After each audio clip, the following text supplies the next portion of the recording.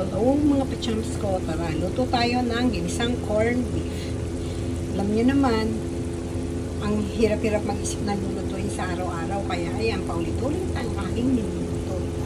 So, bali, ginisa ko sa sibuyas, bawang, kamatis yung corned beef, at ilagyan ko siya ng patatas, yung mga bilog, yung maliliit na patatas. Hinati ko na ng dalawang hati. Ayan.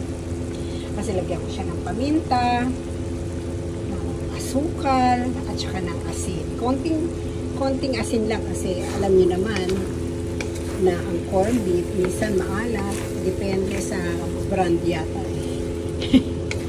Ayan. So, konti lang nilagay ko asin. Ayan. Kasi lagyan ko siya ng binating itlog. Ayan. Ganyan lang kasimple ang aming ulam tonight. Okay. So, tikman natin ano ang lasa ng aking corned beef.